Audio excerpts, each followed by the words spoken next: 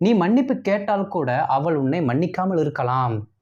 இந்த இடத்துல என்ன ஆயிடுச்சு, அப்படி பண்ணாலும் கூட வந்தாலும் கூட அப்படிங்கிற அந்த டோனை நம்ம பிடிச்சிக்கிட்டோம். ஓகே, தோ வந்து யூஸ் பண்ண போகிறது கிடையாது. இருந்தாலும் நம்மகிட்ட இருக்க இந்த புது ரூட் வேர்டு, அந்த புது ஃப்ரேஸை தான் நம்ம யூஸ் பண்ண போகிறோம். ஈவன் இஃப், ஈவன் அப்படின்னா கூட, இஃப்னா அந்த இருந்தால் அப்படிங்கிற சவுண்டு சொல்லியிருந்தோம். அது வந்துடும் மேக்ஸிமம் எல்லா இடத்துலையும். சரிங்களா? பாருங்க, நீ மன்னிப்பு கேட்டால் கூட இது வந்துருச்சா? அப்போ அதோட ரூட் வேர்டு எழுதுங்க பார்க்கலாம். ஈவன் இஃப், அவ்வளோதான். யூ அப்பாலஜைஸ் அப்படிங்கிற வார்த்தை மட்டும் போட்டுக்கலாம். ஓகே, யூ அப்பாலஜைஸ், அவ்வளோதான்.